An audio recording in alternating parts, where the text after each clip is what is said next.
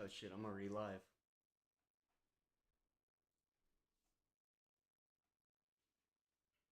One second.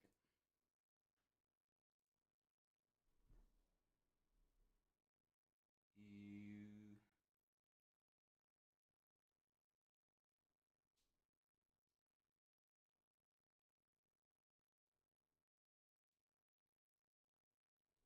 One second.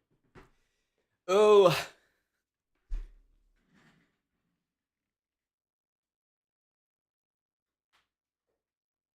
looking for. Oh, I got it.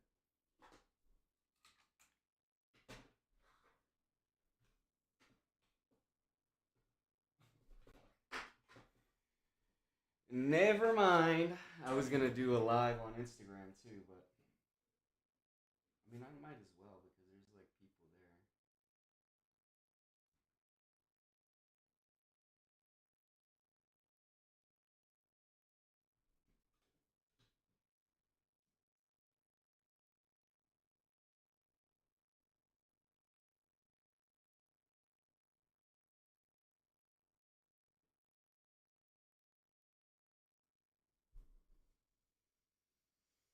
Hmm. I'm nervous. I don't want to. I don't want to go live on it on Instagram. It's making me nervous, man.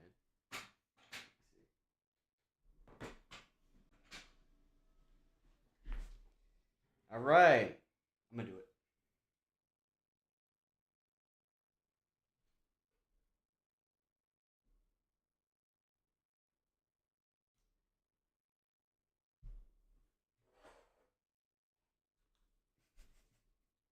Anyway, so um, yeah, I'm gonna try to do this pretty frequently. Talk about the news and whatnot.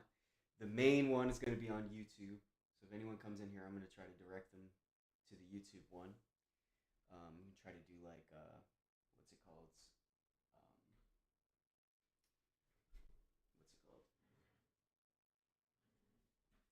Shorts and whatnot. But anyway, today I just wanted to talk about the news. I'm gonna try to make this like a frequent thing that I do. But anyway, a lot has happened in a few days. I think I don't remember when the last one was. 1 second.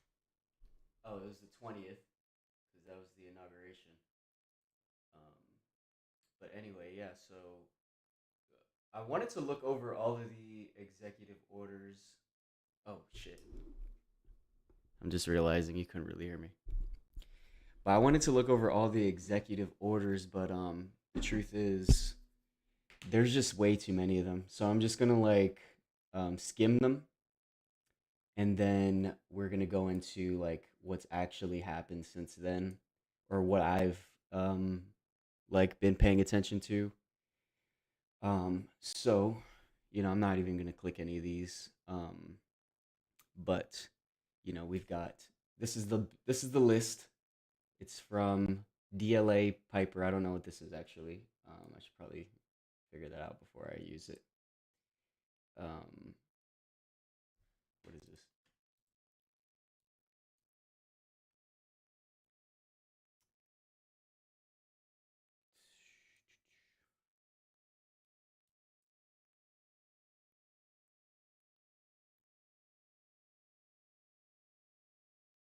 I don't know what this is, but list of all Trump executive orders.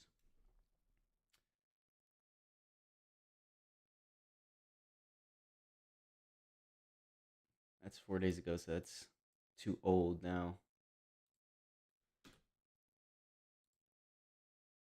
Anyway, this one looks reputable. Um, so yeah, this is a thing. So if we go down, we'll start at the first one. So Trump announces cabinet level appointments. I don't know any of these people. I'm not even going to try to read those off. Um, Announces sub cabinet appointments, acting cabinet and cabinet level positions. Trump designates chairman and acting chairman. I really don't know much about any of this stuff. I'm going to be honest. Flying the flag of the United States at full staff on inauguration day. Okay. Initial rescissions of harmful executive orders and actions. I guess this is like going back on some of the stuff Biden did. Um, Vetted deeply. Okay. Advancing racial equity and support for. So I guess these are the ones that are being revoked. Um, so we'll go. Oh my gosh, there's so many of them. Jesus Christ. Um, Providing for the appointment alumni of AmeriCorp, revocation of national security, presidential memorandum. Oh my gosh, I don't feel like reading all these, but um, I mean, I guess I should read some of them. So the one up here at the top, I feel like is important. Advancing racial equity and support of underserved communities through the federal government. That was revoked.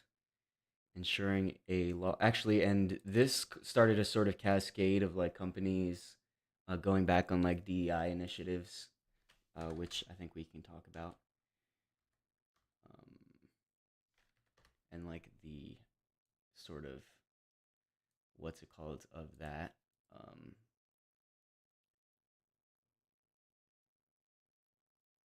uh, Sorry. Anyway, we'll look through that. Ensuring a lawful and accurate enumeration and appointment pursuant to the decennial census. I don't even know what that means. Um, Preventing and combating discrimination on the basis of gender identity or sexual orientation. Yeah, and the list goes on and it's heartbreaking the whole way down, but let's just not get too caught up in the details here. I mean, details are important, but there's other stuff to look at. Restoring freedom of speech and ending federal censorship, ending the weaponization of the federal government, return to in person work, regulatory freeze pending review. Um, I think that actually affects. Anyway, I think I heard that this affected. What's it called? I'm gonna turn off the Instagram one. Uh, discard. Discard.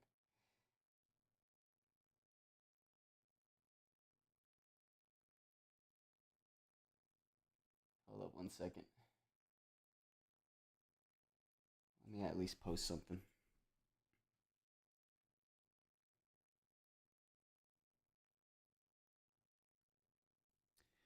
Just to try to get somebody in here. I'm gonna be all alone talking about the news. Um, let's see. View channel. Uh, Share. Copy.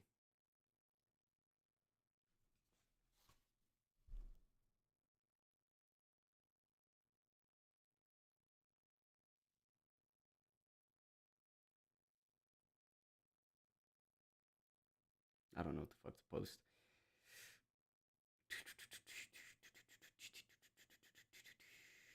Let's see.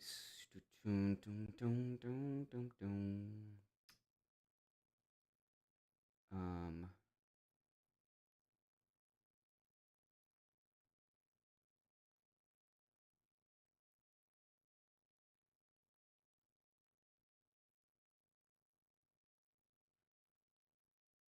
I'm sorry. I'm trying to find what to post here.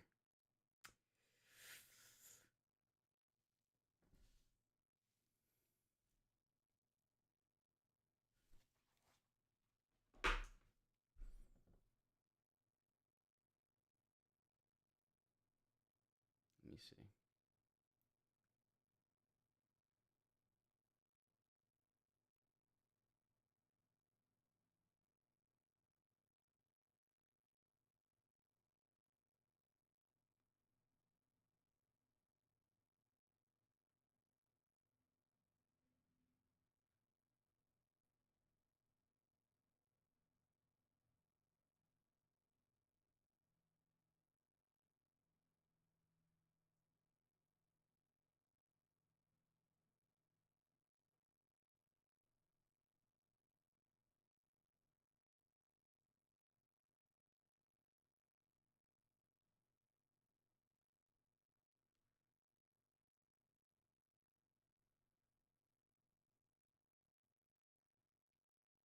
All right, I'm just gonna post that.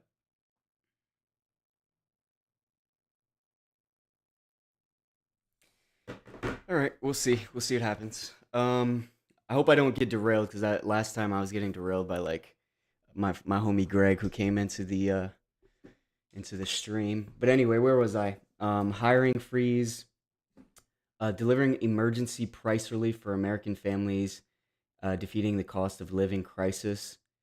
Um, I mean, I kind of actually want to see what's going on in here. Let's see. Oh, it's not that long. So, over the past 4 years, the Biden administration's destructive policies inflicted a historic inflation crisis on the American people. The Biden administration not only exploded government spending, artificially and unsustainably stimulating demand, but it simultaneously made necessary goods and services scarce through a crushing regulatory burden and radical policies designed to weaken American production. Hardworking families today are overwhelmed by the cost of fuel, food, housing, automobiles, medical care, utilities, and insurance. In particular, the assault on plentiful and reliable American energy through unnecessary and illegal regulatory demands has driven up the cost of transportation and manufacturing.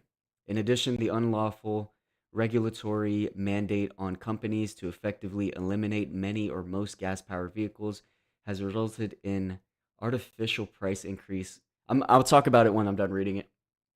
On those popular vehicles to subside electric or subsidize electric vehicles disfavored by consumers. Moreover, many Americans are unable to purchase homes due to historically high prices, in part due to regulatory requirements that alone account for 25% of the cost of constructing a new home. Sorry, I'm a little bit illiterate. According to recent analysis. In sums, unprecedented regulatory oppression from the Biden administration is estimated to have imposed almost 50,000 in costs on the average American household, whereas my first term agenda reduced the regulatory cost by almost 11,000 per household. It is critical to restore purchasing power to the American family and improve our quality of life. I hereby order the heads of all executive departments and agencies to deliver emergency price relief consistent with applicable law to the American people and increase the prosperity of the American worker. This shall include pursuing appropriate actions to lower the cost of housing and expand housing supply, eliminate unnecessary administrative expenses and rent seeking practices that increase healthcare costs, eliminate I don't understand that one. Eliminate counterproductive requirements that raise the cost of home appliances, create employment opportunities for American workers, including drawing discouraged workers into the labor force, and eliminate harmful, coercive climate policies that increase the cost of food and fuel. With 30 days of the date of this memorandum, the Assistant of the President for Economic Policy shall report to me and every 30 days thereafter on the status of implementation of this memorandum. So, first thing I noticed after reading this, there's no um, explicit mention of the cost of eggs, which I remember was a big thing that people were talking about, and groceries in general. I mean, he kind of does talk about, uh, regulatory. Where is it? Americans. So regulatory demand have driven up the cost of transportation and manufacturing. This seems like it's more so focused on like gas prices, but I mean, it can have like some sort of extended effect, I guess. So let's keep going. Putting America first in international environmental agreements. Basically, I think that's ending that's leaving the Paris Climate Accord. Um, Granting pardons and commutation of sentences for certain offenses relating to the events at or near the United States Capitol on January 6, 2021. Application of Protecting Americans from Foreign Adversaries Controlled Applications Act to TikTok. Of Protecting Americans from Foreign Adversary Controlled Applications Act to TikTok. I think, what is this? Ugh, see, god damn it. Okay, let's try to get the gist of this. Anyway, The prohibition of the act will respect to these with respect to these entities became effective on January 19th, 2025. That's the tick. This is in reference to the TikTok ban. I have the unique constitutional responsibility for the national security of the United States to conduct the conduct of foreign policy and other vital executive functions. To fulfill those responsibilities, I intend to consult with my advisors, including the heads of relevant departments and agencies on the national security concerns posed by TikTok and to pursue a resolution that protects national security while saving the platform used by 170 million Americans. This was, let's, I mean, we don't want to see that, but Trump likes TikTok because that's how he got a lot of the younger people to vote for him, as he claims. The unfortunate timing of Section 2A of the Act, one day before, excuse me, one day before I took office as the 47th president of the United States, interferes with my ability to assess the national security and foreign policy implications of the act's prohibitions before they take effect. This timing also interferes with my ability to negotiate a resolution to avoid an abrupt shutdown of the TikTok platform while addressing national security concerns. And I'm pretty sure that the CEO of TikTok, I don't know, was at the inauguration. CEO of TikTok at inauguration. Let's see. Yeah, yeah. So he was there. Let's watch this short 30 We have second now been told, right? We've clip. been told over and over that this Chinese based company is a national security threat. A ban was passed through Congress with bipartisan support. That does not happen often. And now the company's CEO will be a VIP at Trump's inauguration. And at the same time, just think about this, the United States recently refused to let a Japanese owned company invest billions to potentially rescue U.S. steel in Pittsburgh. President Biden and Trump were both against that deal. And of course, Japan is one of our closest allies. So that's, I mean, there you go. Um, it is what it is. I'm sure this was probably written before that, but you know, this is not as important as what's to come. People got really upset about the TikTok ban, and not so upset about like losing like their rights, but entertainment and whatnot. So I don't want to get too caught up in the weeds because there's actual news that I want to talk about, like implications of the effects of these executive orders, on the people. Withdrawing the United States from the World Health Organization. Big L for all of us here in America, but it's pretty long. Let's see. Purpose: the United States noticed its withdrawal from the, or noticed what, by the authority vested in me as president of the or president by the Constitution and the laws of the United States of America. It is hereby ordered. Uh, Section 1, withdraw from the United States from the World Health Organization. The United States noticed its withdrawal from the World Health Organization in 2020 due to the organization's mishandling of the COVID-19 pandemic that arose out of Wuhan, China, and other global crises, its failure to adopt urgently needed reforms, and its inability to demonstrate independence from the inappropriate political influence of WHO member states. In addition, the WHO continues to demand unfairly onerous. How do you say that? Bear with me. I'm just an average dude. Onerous. Okay, I said that right. Payments from the United States far out of proportion with other countries' assessed payments. China, with a population of 1.4 billion, has 300% of the population of the United States, yet contributes nearly 90% less to the World Health Organization. I mean, yeah, but like that was that was our thing, right? It was our tool. Um, but I guess it is what it is. Actions: the United States intends to withdraw from the World Health Organization. The presidential letter to the Secretary General of the United Nations signed on January 20th, 2021, that retracted the United States July 6, 2020 notification withdrawals. But anyway, so withdrawal from the World Health Organization. That's one of them. That's a big one. I haven't seen any implications of that. But it is what it is.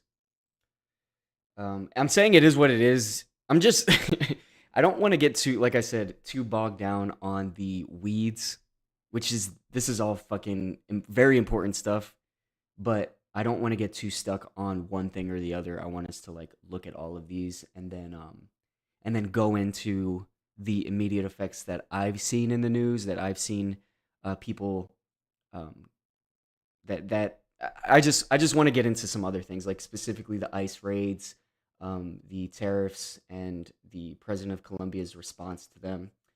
And we'll talk about the ceasefire between Gaza and um, Israel. Um, I don't really have a direction for where I'm going with this, but I want to start doing this, so I'm gonna do it now. Anyway, declaring a national emergency to the southern border of the United States. Okay, this one is actually concerning to me, and let's talk about this actually. Let's watch this 2-minute clip. President Trump is making true to his campaign promise to crack down on illegal immigration. Just yesterday, ICE agents arrested almost 1,000 people. That is a jump from the 593 arrests on Friday and 286 on Saturday. Now, this includes a raid that happened early Sunday morning outside of Denver, and that is where the DEA says they arrested almost 50 people. The agency's Rocky Mountain Division posted these videos you're looking at right here online, saying they busted a makeshift party. This raid reportedly targeted members of a Venezuelan gang. Officials say they seized drugs, weapons, and even cash. And security at the nation's border is also ramping up. CBS News correspondent Jason Allen reports from along the southern border in El Paso, Texas, where hundreds of additional troops have been deployed. Here along the Texas border with Mexico, Before we listen to this guy, no matter, I don't really know, and this is also like a I can't think of the word, but this is an issue on my part. I don't really watch any particular news station. I literally get my news from like social media, and like independent journalists. So I don't know which new, and this is like a Gen Z thing, or I guess like I'm 98, so like between millennial and Gen Z, but this is definitely a Gen Z thing where I don't really know the allegiances of the different like major news corporations. I know they all, hold the interests of the ruling class.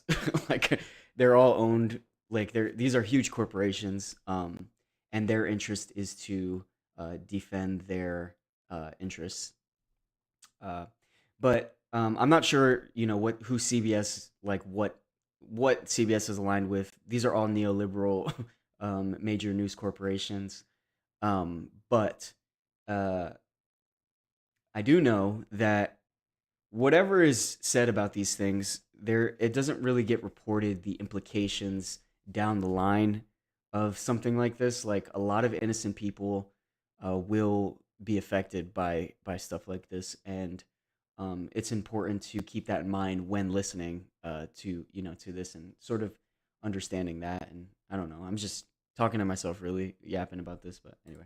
there are more troops that are now on the way to spread out along this border, not just here in Texas, but the expectation is that they will be along this border for all 4 states between here and New Mexico and Arizona and California. There have already been about 2,500 troops here, but now the United States is surging another 1,500. There were some flights here to Texas Thursday of an initial group. There were some more that arrived Saturday.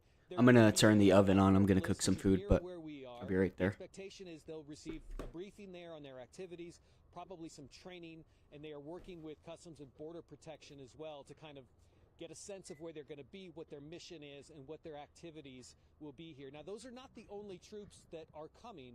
Just today, Texas, the state of Texas, decided it's going to send another 400 troops here as well. The flights were leaving from both Fort Worth and from Houston this morning.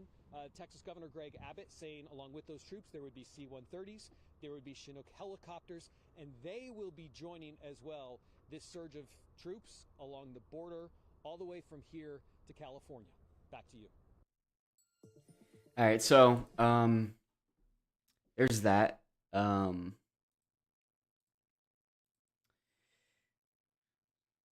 Okay, yeah. Holding former government officials accountable for election interference and improper disclosure of sensitive government information. Restoring accountability to policy influencing positions within the federal workforce. So I think that's another like DEI thing, like targeting that.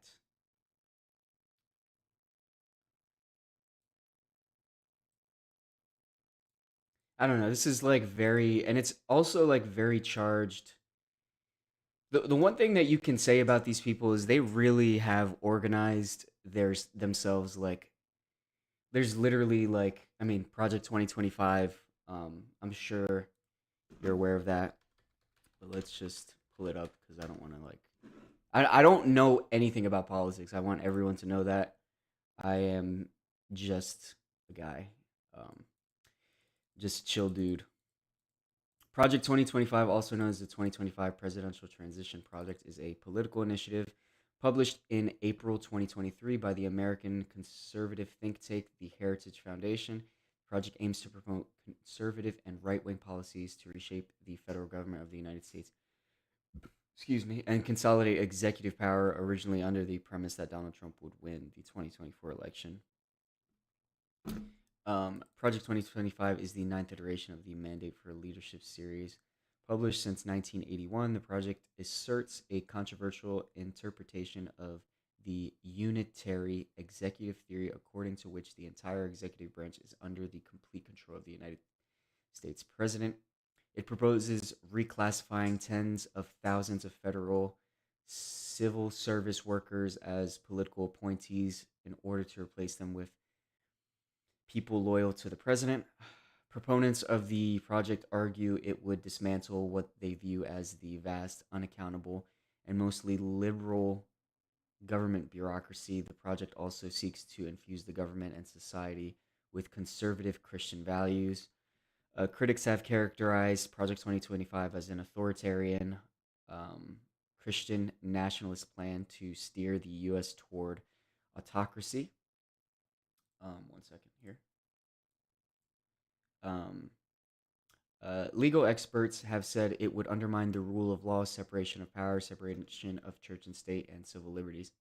So I think that's a good like baseline understanding of what I'm talking about here. Like they have a really good like they've organized themselves in a very concerning way. I mean, organization's not bad, but the type of stuff that they're organizing around is extremely concerning. Anyway, memorandum to resolve the backlog of security clearances for executive office of the president personnel. Backlog of security clearance for executive. The executive office of the president requires qualified and trusted personnel to execute its mandate on behalf of the American people. There is a backlog created by the Biden administration in the processing of security clearances of individuals hired to work in the executive office of the president. Because of this backlog and the bureaucratic process and broken security clearance process, individuals who have not timely received the appropriate clearances are ineligible for access to the White House complex infrastructure and technology and are therefore unable to perform the duties for which they were hired. This is unacceptable, blah, blah, blah. Oh, it's not that long. Therefore, by the authority vested in me, blah, blah, blah, White House counsel to provide the White House Security Office and acting chief security officer with a list of personnel that are. Oh, so this is actually, I think, in reference to the Project 2025 thing. With a list of personnel that are hereby immediately granted interim, top security sensitive, compartmented information. that these individuals shall be immediately granted access to the facilities and technology necessary to perform the duties of the office to which they have been hired. The White House Counsel, as my designee, I'm so sorry. I really am dumb. What the fuck? Designee. Designee. Okay. May supplement this list as necessary. The White House Counsel, as my designee, have the authority to revoke the interim clearance of any. Wow, this is nuts to me. But anyway, I mean, okay, I won't. This memorandum is what I was gonna say is this is nuts, but the whole fucking thing down the line, it is what it is. This memorandum is not intended to and does not create any right or befit of substantive or procedural enforceable at the law. Wait, this fucked me up right here. This comma. This memorandum is not intended to and does not create any right or benefit substantive or procedural enforceable at law or in equity by any party against the United States, its departments. Now this is some like legal mumbo jumbo that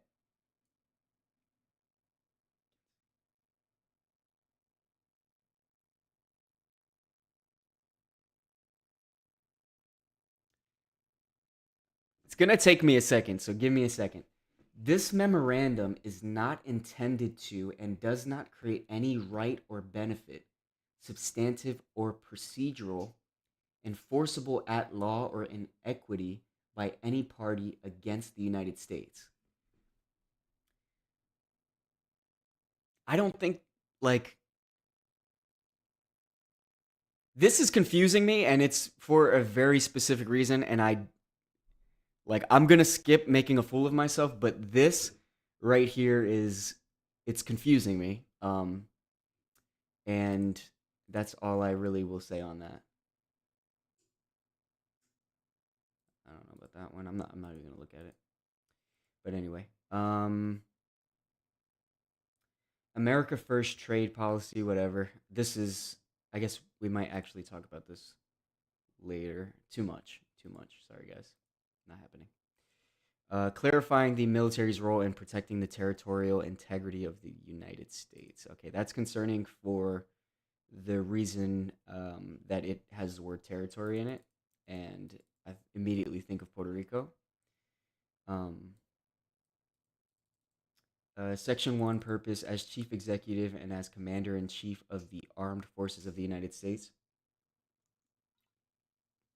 I have no more solemn responsibility than protecting the sovereignty and territorial integrity of the United States along our national borders. The protection of a nation's territorial integrity and national boundaries is paramount for its security. Also, um, man, this is heartbreaking. I am under the belief that Puerto Rico deserves its freedom. I don't think Puerto Rico should become a state or tourist trap, um, of the United States. This is something that's also uh, talked about in Bad Bunny's new album. There's a very good song. I don't think I can play it right now, but let's see. Let's go to my Spotify. I'm not gonna play it, but I'll show you the song. Here it is. This album, very good album, by the way. Shout out to Bad Bunny. This song right here talks about the bastardization of Hawaii and how Puerto Rico is going down, that scary road. But anyway, the armed forces of the United States have played a long and well established role in securing our borders against threats of invasion, against unlawful forays by foreign nationals into the United States, and against other transnational criminal activity that violate our laws and threaten the peace, harmony, and tranquility of the nation. Anyway, there's that. Um, I mean, I could read. I should be reading these more. Like the issue is, I'm not the guy that could really explain this shit to you. I just wanted to look it up for myself. I thought I would do it on stream rather than just in the silence of my own room. This is something I would also like other people to join me in understanding. And I want to promote literacy in this area. Um, Not only in the area of like oh, policy, I guess. I mean, because I'm politically illiterate, but also in the area of the news. I think the news is very important, and I think I want to create a place where people can discuss and explore the news. I find it very hard to stay focused on certain things, on the things that I'm interested in, because the news cycle is so quick. So I do want to sort of create an area for myself to discuss the things that I find relevant. I'm talking about this because I live in America and, leader of the free world or whatnot. But I think this stuff is important to me as an American citizen.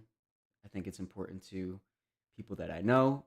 I want to share this kind of information, even if I'm doing it in a poor way. But if you really um, don't like what I'm doing here, that's fine. And I would recommend that you do your own, and you curate your own news, and you deliver it to the people that you want to deliver it to. But anyway, this is just me again, just stating the same thing.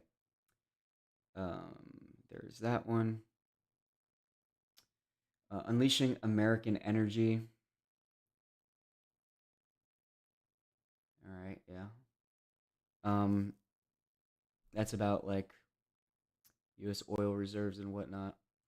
Realigning the United States refugee admissions program. All right, let's look at this one. Oh my goodness.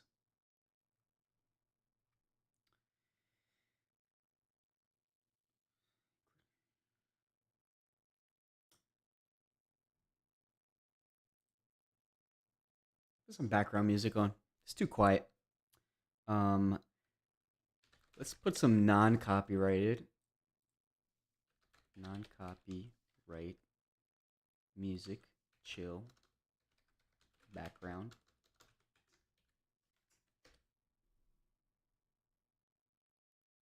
It is a bit concerned. I don't want to like no copyright. Don't do it! Income while learning how to code! Janitor! There's no experience required! You mean anybody can do this? Yes, all you have to do is...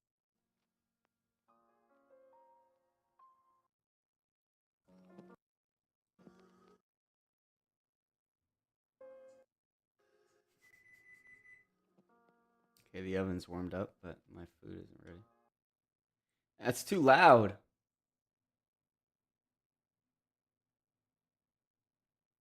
Whatever. Um, let's try again.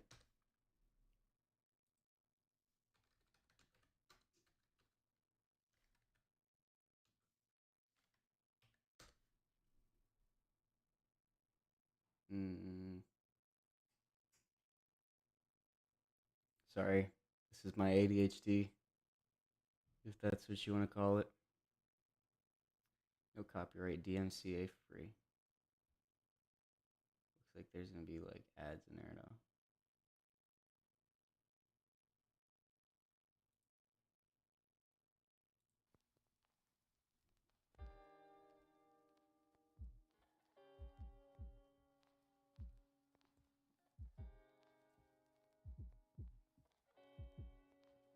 All right.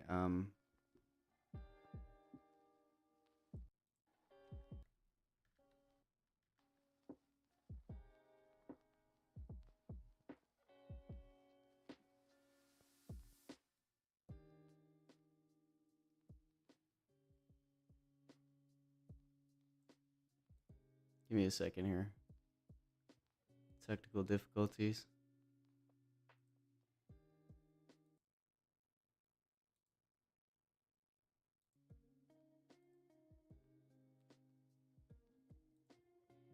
Anyway, I guess I'll see it afterwards.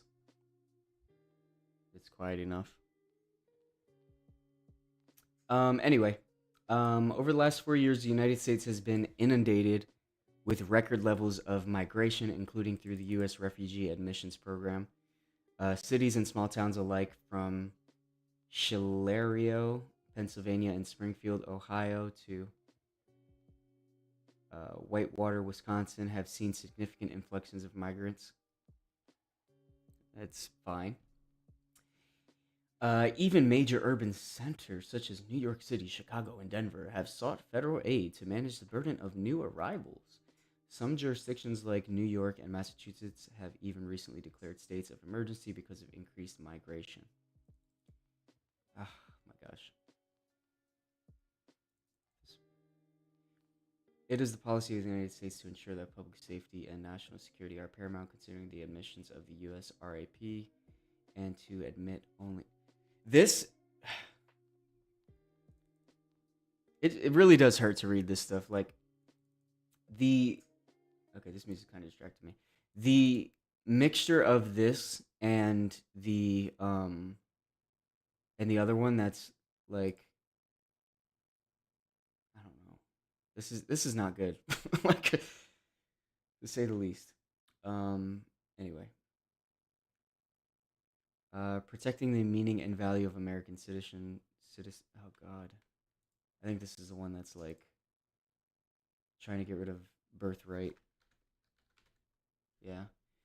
But the 14th Amendment has never been interrupted to extend citizenship universally to everyone born within the United States. The 14th Amendment has always excluded from birthright citizenship persons who were born in the United States but not subject to the jurisdiction thereof.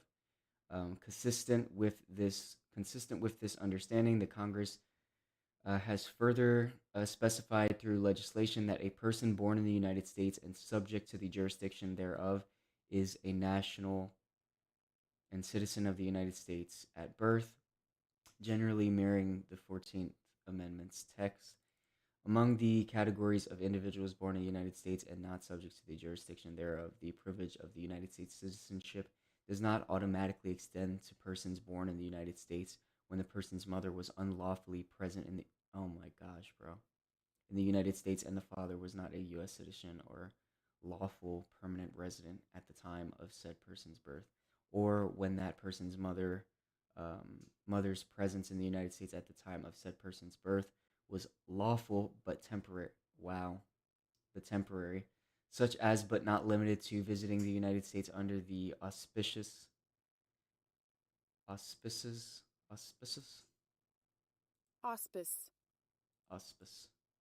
auspices of the visa waiver program, or visiting on a student, work, or tourist visa, and the father was not a U.S. citizen or lawful permanent resident at the time of the person's birth. It is the policy of the United States that no department or agency of the United States government shall issue documents recognizing United States citizenship or accept documents issued by state, local, or other governments or authorities purporting to recognize United States citizenship to persons when that person's mother was... This is fucked up, bro.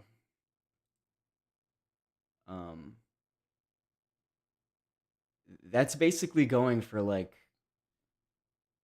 I wonder really like what the numbers are of the amount of people that like are here under this circumstance. Yeah. Anyway, I'm really trying not to say anything because I don't want to sound dumb. But that targets a lot of average, who I would consider American, like people, American people contributing to the American economy, and just living in America. Like I saw something earlier that was discussing that the reality that Mexicans like are Native Americans. Like these people just living here. Um, I don't know. I don't have a coherent thought yet. I'm still incoherent. Um, okay. Securing our borders. Let's check this one out. My goodness.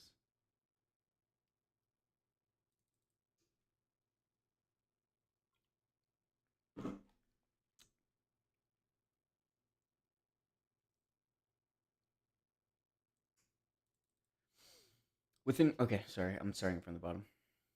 What? Did I see DNA? Section 9, DNA and identification require. Let's read the beginning and then we'll jump around. By the authority, blah blah blah. The Immigration and Nationality Act. The United States Code is hereby ordered. Purpose: over the last 4 years, the United States has endured a large-scale invasion at an unprecedented level. Millions of I really want to like I wish I had just stats to pull up here. Like US US immigration number by year. Let's like graph. Like I want to see a graph of this.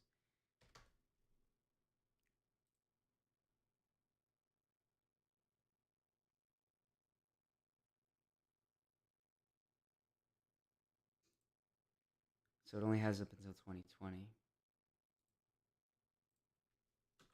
2020 to 2024. I just want to see a graph.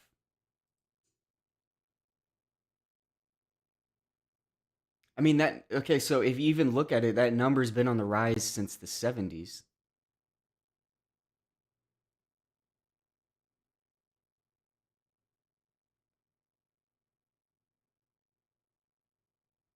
And it's from the destabilized countries that the US played a part in destroying, or at least destabilizing, not destroying.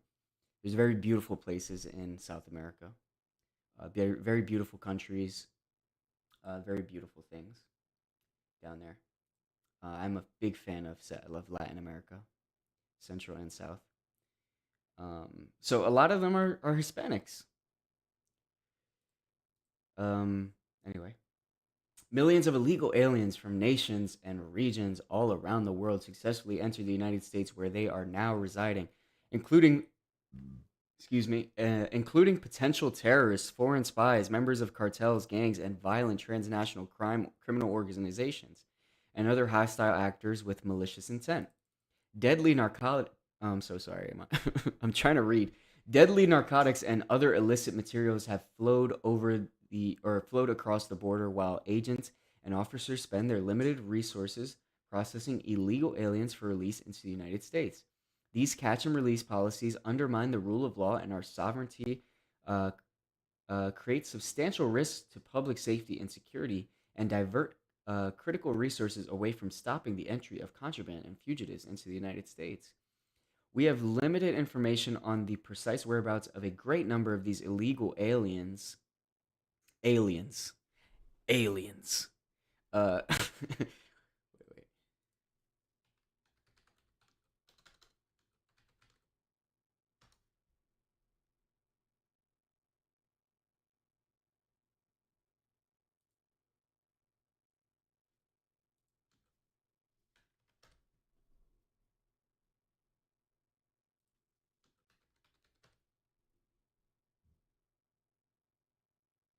Anyway, I'm just looking for him saying aliens, but we have limited information on the precise whereabouts of a great number of these illegal aliens who have entered into the United States over the last 4 years. This cannot stand. A nation without borders is not a nation, and the federal government must act with urgency and strength to end threats posed by an unsecure border. One of the most important obligations is to protect the American people from the disastrous effects of unlawful mass migration and resettlement. My administration will marshal. I'm saying, oh God. The administration will marshal all available resources and authorities to stop unprecedented flood of illegal aliens into the United States.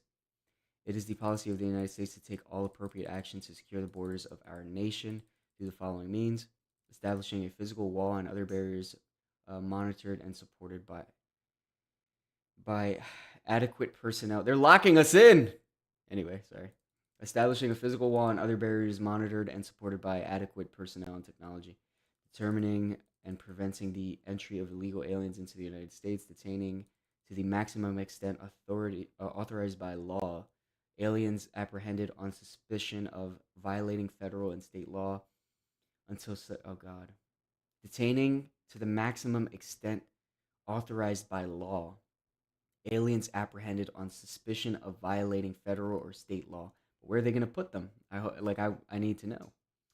Until such time as they are removed from the United States, removing promptly all aliens who enter or remain in violation of federal law, pursuing criminal charges against illegal aliens who violate the immigration laws and against those who facilitate their unlawful presence in the United States, cooperating fully with state and local law enforcement officials in enhancing federal state partnerships to enforce federal immigration priorities and obtaining complete operational control of the border of the United States. Physical barriers. Secretary of Defense Secretary shall take all appropriate actions to deploy and construct temporary and permanent physical barriers. Appointment of personnel.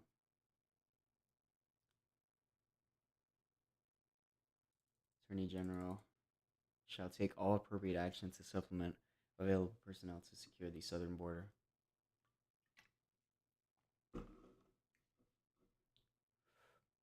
Detention. The Secretary of Homeland Security shall take all appropriate actions to detain to the fullest extent permitted by law aliens apprehended for violations of immigration law until their successful removal from the United States. The Secretary shall, consistent with applicable laws, issue new policy guidance or propose regulations regarding the appropriate and consistent use of lawful detention authority under the INA. They explained what this acronym was up there, including the termination of the practice commonly known as catch and release, where illegal aliens are routinely released into the United States shortly after their apprehension for violations of immigration law.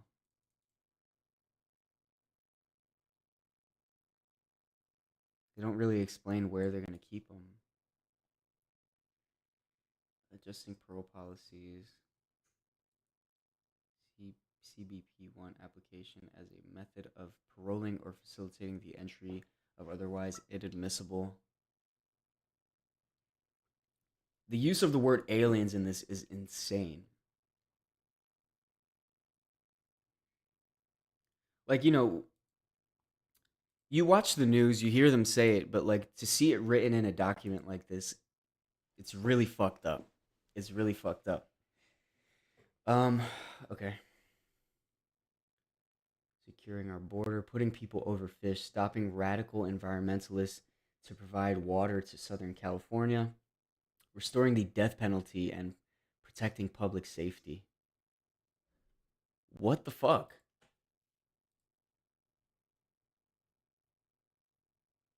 Hold on.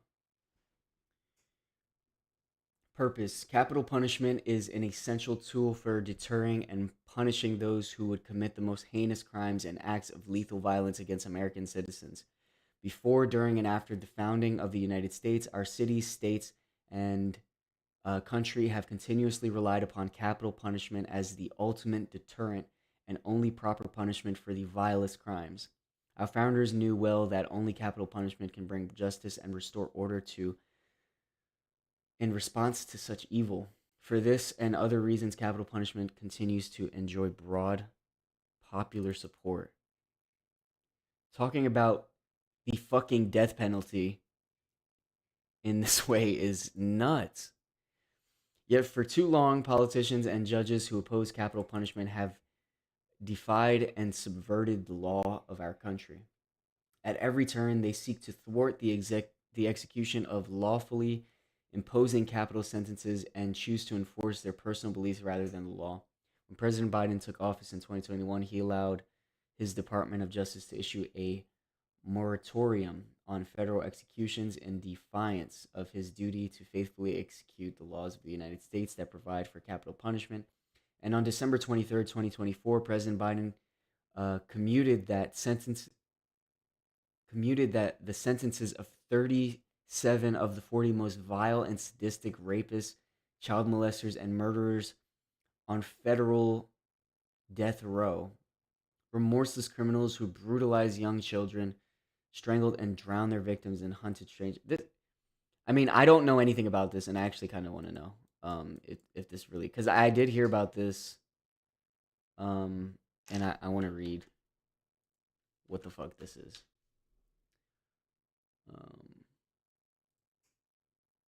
Oh, it's gone.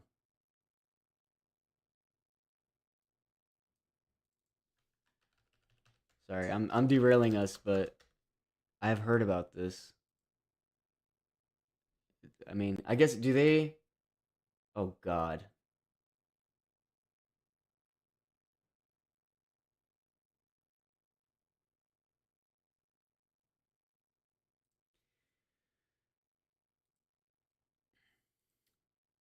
All right, what is this? Let's just look at this really quick because I've heard about this. I didn't really. Um,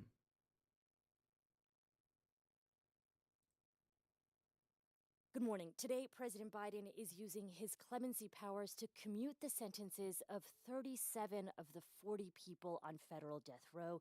The 37 individuals, who are all men, will now serve life in prison without parole. It's one of the most significant moves against capital punishment in recent presidential history.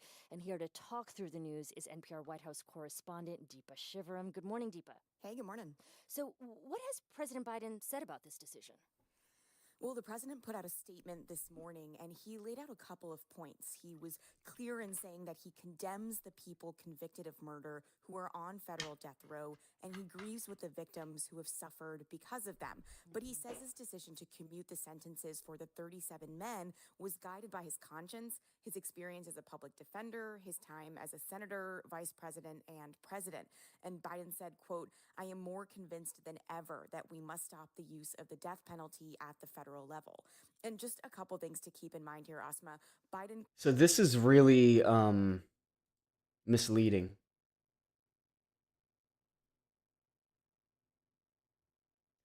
So I think, were these people gonna die? Like, Muted the sentences of these 37 men to life in prison. So that's different than granting a pardon, right? These men will still be guilty for the crimes they committed. They will not be eligible for any kind of parole. And the other thing to remember is that Biden's actions here only apply to those facing the federal death penalty. There are still people on death row in different states, though. And of course, 3 of the 40 men on federal death row, Biden did not commute their sentences. So tell us more about those 3 men. Who are they? Yeah, so these are very specific, pretty high-profile cases that involved terrorism or hate-fueled mass murder. So that includes Robert Bowers, who was convicted for the 2018 mass shooting at a Pittsburgh synagogue, Dylan Roof, convicted for the 2015 mass shooting at a Black church in Charleston, South Carolina, and Dzhokhar Sarnev, who was convicted of the 2013 bombing at the Boston Marathon. Those 3 men will remain on federal death row.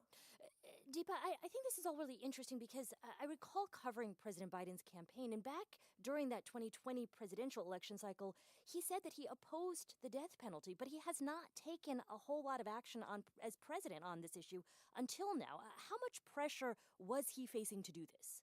Yeah, there were a lot of calls for Biden to use his clemency powers for those on death row, from criminal justice advocates to people like Pope Francis. And it really bubbled up more after he pardoned his own son, Hunter Biden, who was convicted of tax and gun charges. And after that happened, Biden used his clemency powers to pardon 39 people who had been convicted of nonviolent crimes. He commuted the sentences of about 1,500 people who had been on home confinement during the COVID-19 pandemic. But advocates considered those actions to be pretty small overall. And they were really waiting on Biden and calling on him to take this big step on the death penalty here. And I will say the reaction to this new announcement has been pretty positive so far. Advocates like Brian Stevenson, who is known for his advocacy for fighting for innocent folks on death row, praised Biden for his decision. And he said it sends a message that the death penalty isn't the answer to concerns about public safety. Just briefly here, how much of Biden's decision was also impacted by how the incoming Trump administration might handle federal executions? Yeah, I mean, Biden took pretty sweeping action here on the death penalty compared to previous Democratic presidents. And he did kind of hint at the incoming Trump administration for why he made this decision. Back in 2021, Biden put a moratorium on federal executions, but that could have been undone by Trump. And Biden said he didn't want to stand back and let a new administration resume executions that he halted. That's NPR White House correspondent Deepa Shivaram. Thanks. So this is a bit misleading here, at least for me. So these people weren't just let out into the world; they were just put on like life in prison. Um, I mean, what are you gonna do? Like, there literally there's no right answer to this. You can either be pro prison or pro killing of violent criminals. Like, um, there's no right side, to take on this.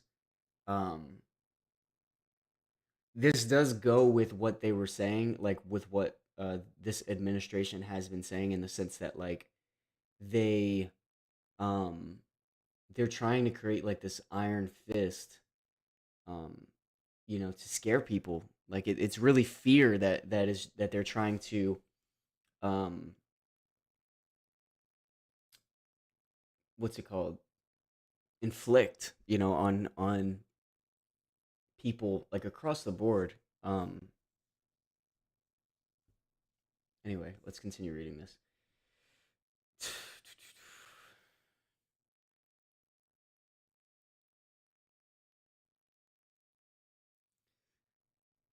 Excuse me. Judges who oppose capital punishment have likewise disregarded the law by excuse me, by falsely claiming that capital punishment is unconstitutional, even though the Constitution explicitly acknowledges the legality of capital punishment. These efforts to subvert and undermine capital punishment defy the laws of our nation, make a mockery of justice, and insult the victims of these horrible crimes. The government's most solemn responsibility is to protect the citizens from abhorrent acts, and the administration will not tolerate effects to stymie and eviscerate the laws that authorize capital punishment against those who commit horrible acts of violence against the American citizens.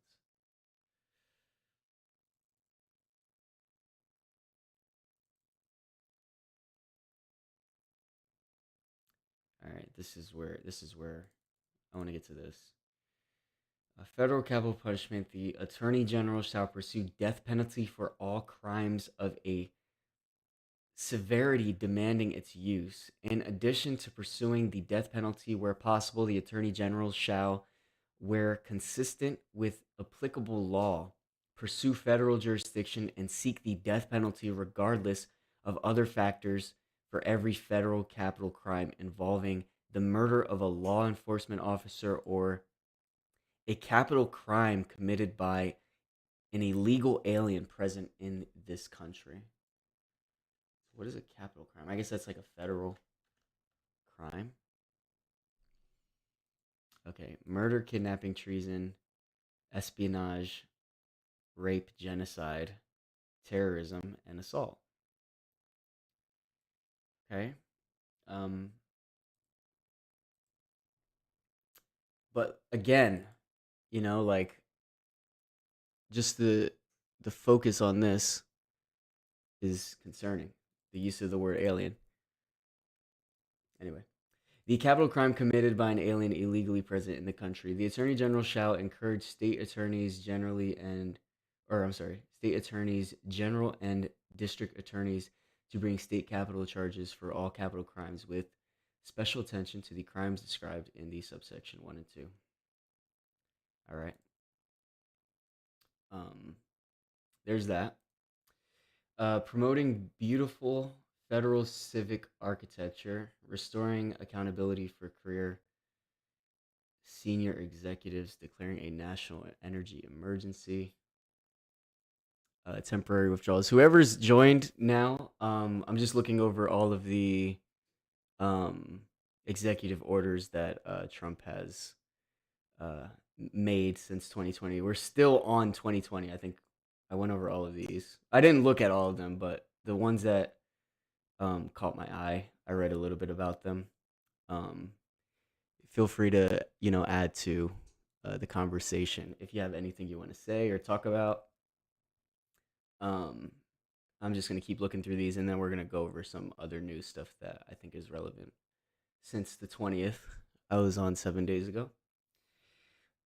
Temporary withdrawal. Oh, sorry. Temporary withdrawal of all areas on the outer continental shelf from offshore wind leasing and review of the federal government's leasing and permitting practices for wind projects. Reevaluating and realigning United States foreign aid. Organization of the National Security Council subcommittees. Organization of Economic Cooperation and Development. Global tax deal. Protecting the American people against invasion. Some of them are really long, so I'm not, yeah, like this one's super long. It sounds like, it would be interesting to take a look at. We kind of went over a lot of the other stuff that was like um concerning, like the deploying of um soldiers to the southern border and a lot of the immigration reform stuff. Um, Unleashing Alaska's extraordinary resource potential, protecting the United States from foreign terrorists and other national security and public safety threats. The through line with all of these is sort of like this idea that um, it's like trying to across the board like implement fear to anyone that's adjacent to non-American citizens. So like a lot the use of the word alien is like said like an incredible amount of times in all of these. Um, Protecting the United States from foreign terrorists and other national security. So I think this is, let's see. It is the policy of the United States to protect its citizens from aliens who intend to commit terrorist acts, threaten our nation's security, uh, espouse hateful ideology, or otherwise exploit the immigration laws for malevolent purposes. See how immediately immigration is brought up here. To protect Americans, the United States must be vigilant during the visa issuance process to ensure that those aliens approved for admission into the United States do not intend to harm Americans or our national interests. More importantly, the United States must identify them before their admission or entry into the United States, and the United States must ensure that admitted aliens and aliens otherwise already present in the United States do not bear hostile attitudes towards its citizens, culture, blah, blah, blah. Um, yep, there's that one. Uh, let's see. There's so much shit here. I don't want to even look over this all right now. Protecting the United States from foreign terrorists and other national security, America First policy directive to the Secretary of State, establishing and implementing the President's Department of, oh God, I don't even want to open that one. Defending women from gender ideology extremism and restoring biological truth to the federal government. Ending radical. I'm not even going to get into this one. Ending radical and wasteful government DEI programs and preferencing.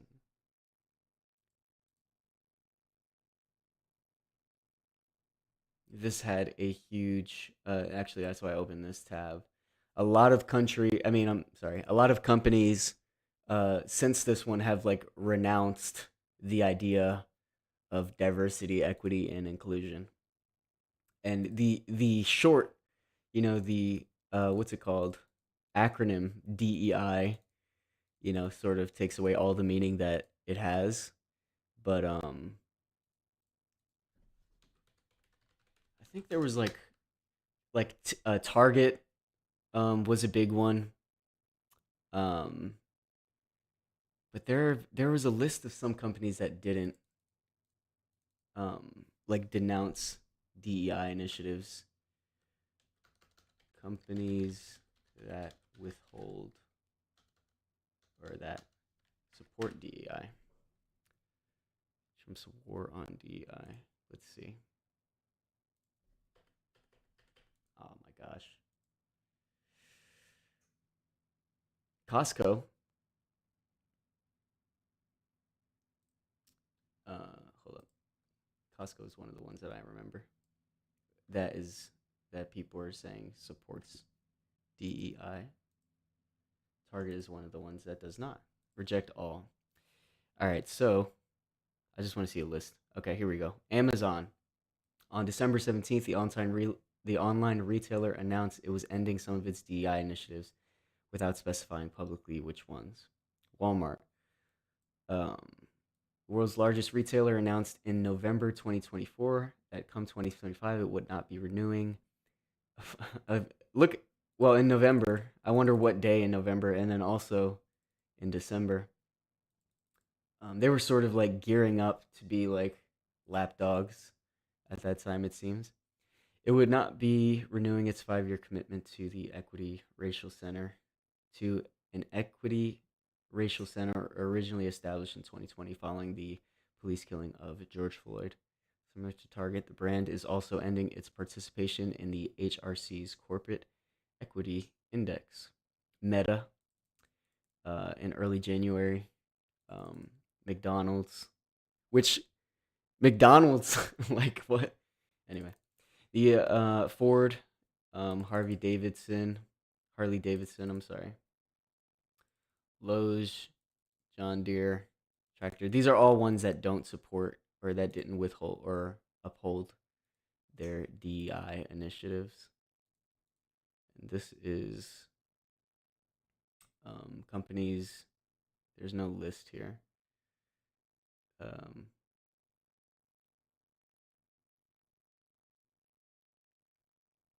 there's no clear list. Anyway,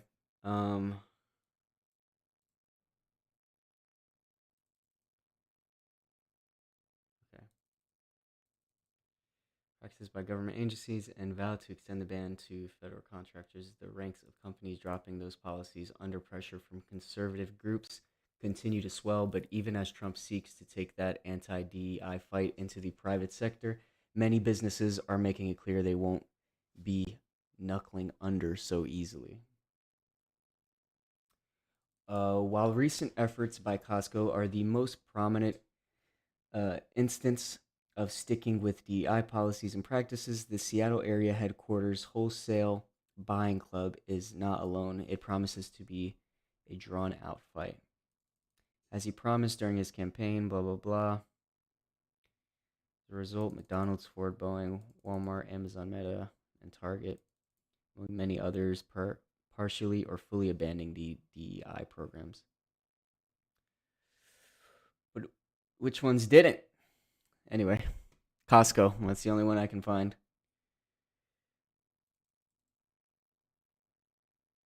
Apple's rejection this morning of a similar motion, National Center for Public Policy Research tabled, claiming the company's DEI program leaves it vulnerable to lawsuits. Particularly, it failed to note by conservative advocacy groups like itself. Apple disagrees, saying the policies help create a culture of belonging where everyone can do their best work. So Apple, Costco, Microsoft reaffirmed its commitment to similar rules with Pinterest and Etsy doing the same last week. Then came JP Morgan Chase CEO Jamie Dimon shifts gears from his recent efforts to sound more compatible with Trump policies than in the past. There's not a lot of information on like which companies are gonna buckle or not going to buckle, in the face of that. But anyway, there's that. Let's go back over here. Reforming the federal hiring process.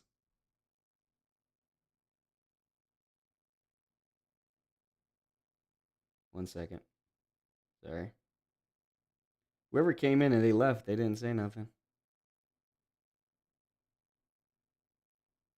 That sucks. But anywho,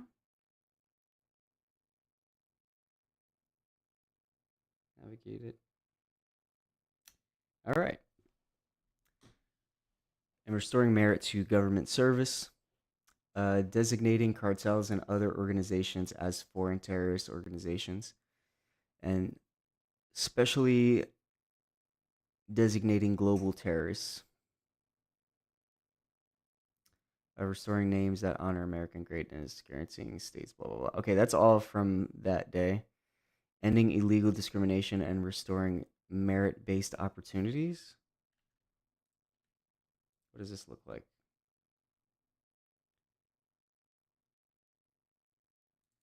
Illegal DEI and DEIA policies not only violate the text and spirit of our longstanding federal civil rights laws, they also undermine our national unity as they deny, discredit, and undermine the traditional American values of hard work, excellence, and blah, blah, blah.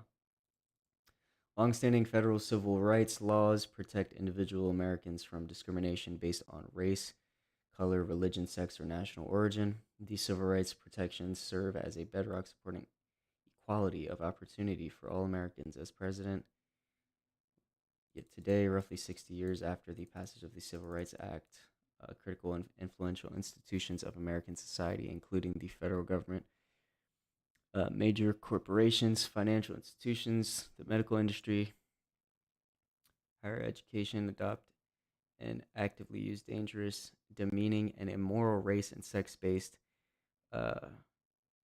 preferences under the guise of so-called diversity, equity, and inclusion. This is starting to not make sense to me. I'm sorry. Anyway, keeping Americans safe in aviation. Nominations transmitted to the Senate. Federal recognition of the Lumbee tribe of Northern Carolina. So I guess this is a Native American tribe. The Lumbee tribe, known as the people of the Dark Water, have a long storied history. The tribe's members were descendants of several tribal nations from the Algonquian, Iroquoian, and Sioux. How do you say that? Siouan. Language families including the Heteras, Tuscarora, and Churro. Waters of the Lumbee River and lands that surround it have protected and provided for the Lumbee people for centuries despite war, disease, and many other perils. Tribe historical and modern significance policy to support the full federal recognition, including the authority to receive full federal benefits of the Lumbee tribe of Northern Carolina. I'm lost here too. Directive for recognition plan. Within 90 days of the date of this memorandum, this Secretary of the Interior shall review all applicable authorities regarding the recognition or acknowledgement of Indian tribes and in Indian, that's funny, Native American tribes in consultation with the leadership of the Lumbee tribe, shall submit to the president a plan to assist the Lumbee tribe in obtaining full federal recognition through legislation or other available mechanisms, including the right to receive full federal benefits.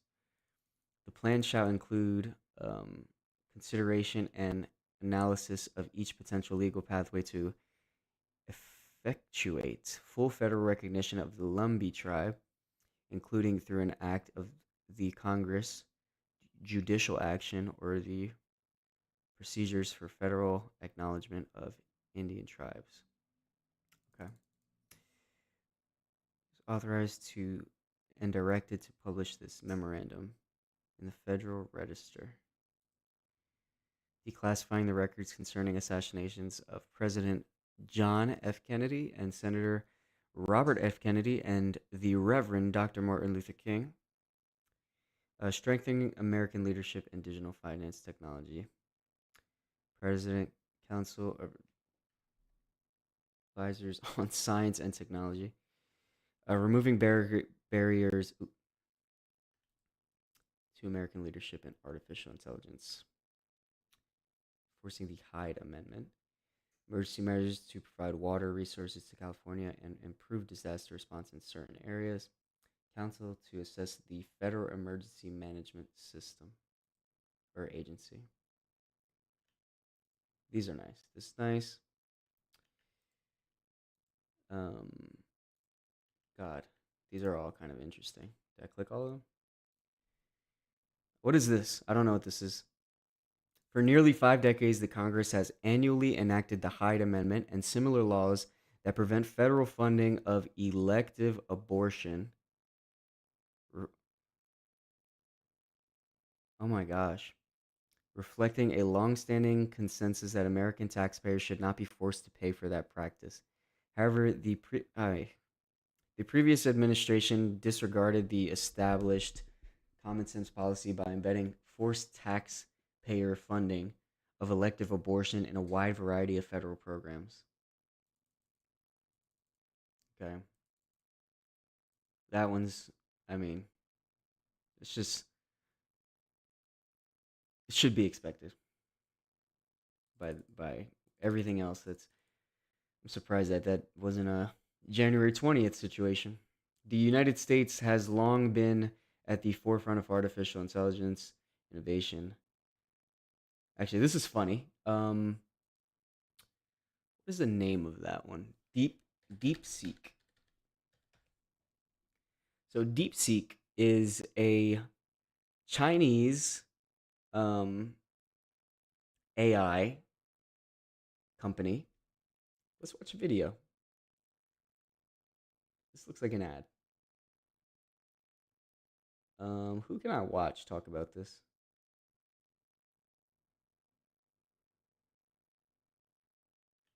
Let's go to YouTube. So DeepSeek is a Chinese AI company. And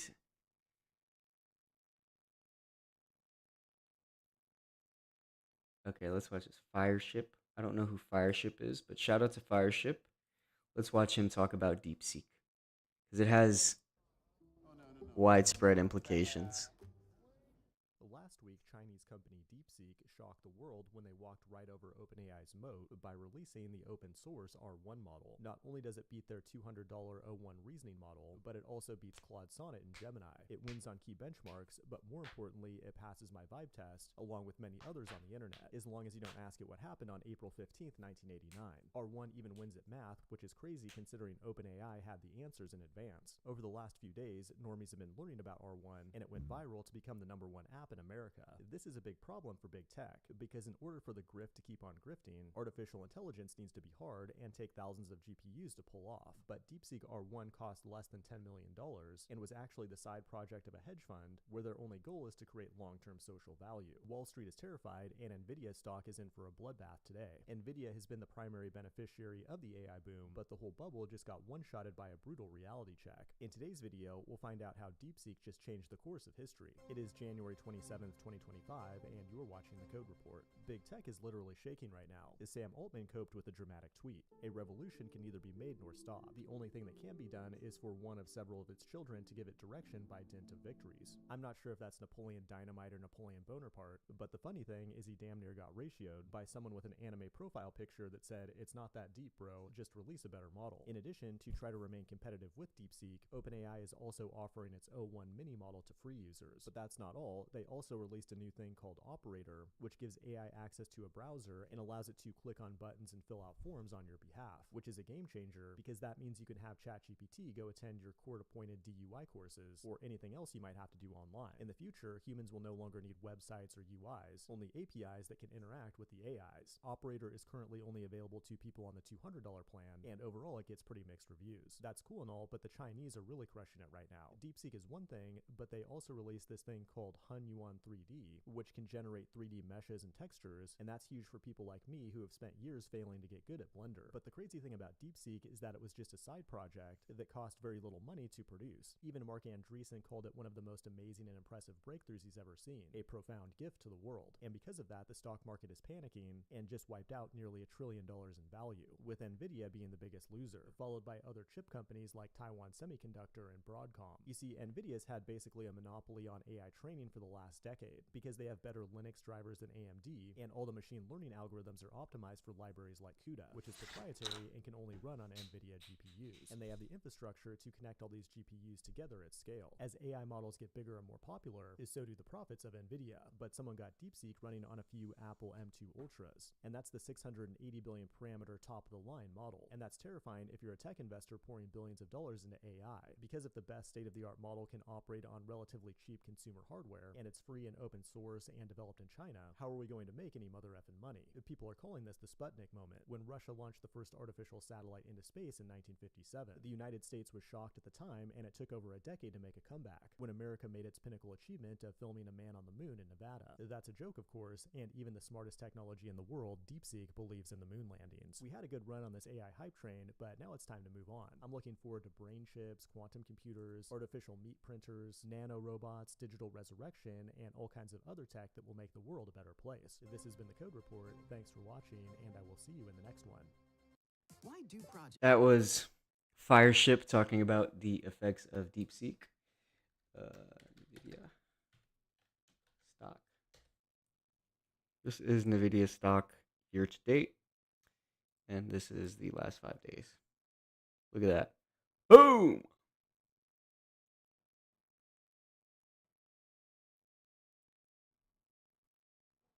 Oh, okay. So that's Monday morning. Oh, today's Tuesday, right? Oh, today's Monday. Shit. Anyway, that happened. It lost, like, I think somewhere. I don't want to just make up a number. Anyway, it's down basically as a result of that. Shout out to, what was his name?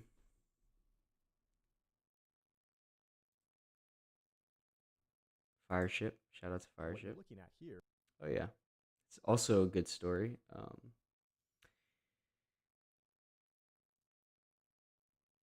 Yeah, shout out to Fireship. I'm gonna follow him or subscribe. There's that. Yes. So, anywho, I'm kind of bored of this now.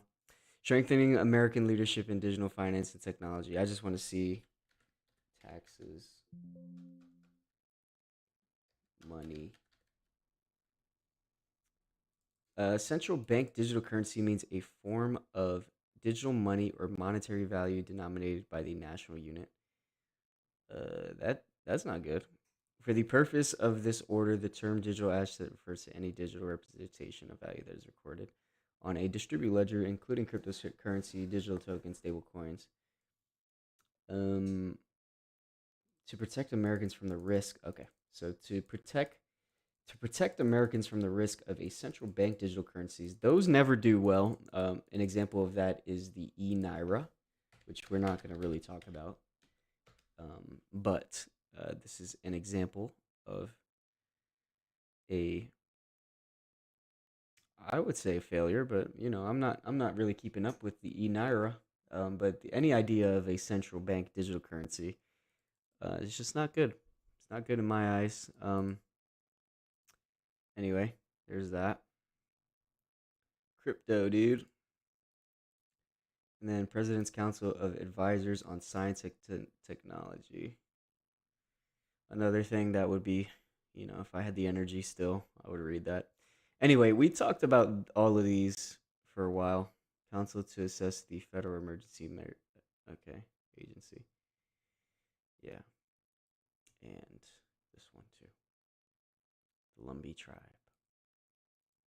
All right, I'm so fucking bored of that. So the three people who came and left without saying anything, I understand. I really do, because that was a lot just now. However, we will continue. No more of that. Let's talk about this. So the ICE raids. God damn, I just wasted all my energy looking at all those. But this is the stuff that I actually did want to talk about. So, ICE raids have begun. Let's watch this video here. Fervent fears of in New Jersey's largest city, the most fervent fears of the immigrant community playing out Thursday. ICE agents stormed into this place of business without a valid judicial warrant. What did they say? In the morning. We just need to see the documentation on the people you have working. Why? You looking for anything? What are you looking for? No, we just had some complaints. He says 3 people were hauled out of work by immigration agents for unknown reasons. ICE telling Pix11 it did a targeted enforcement operation. Mayor Raz Baraka saying they unlawfully terrorized people, quote, detaining undocumented residents as well as citizens without producing a warrant. One of the detainees is a U.S. military veteran and had his military documentation questioned.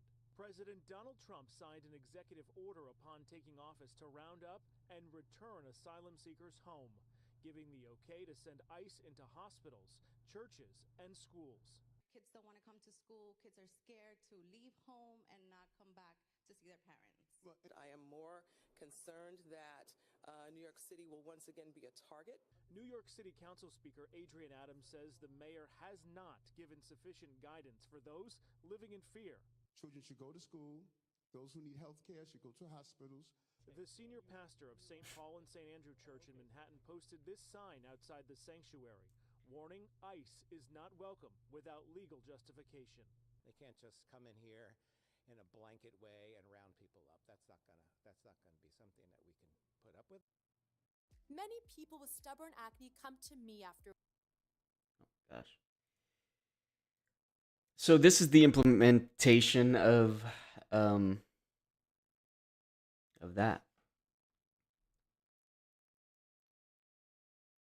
Let's go to YouTube.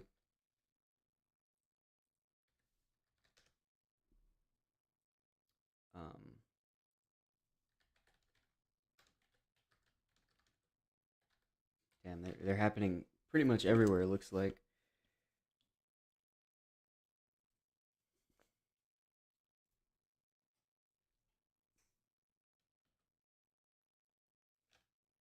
ICE raids, news. News about immigration.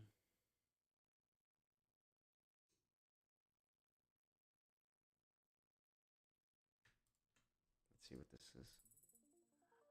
Wix gives you the freedom to tell your story with a professional website that reflects who you are.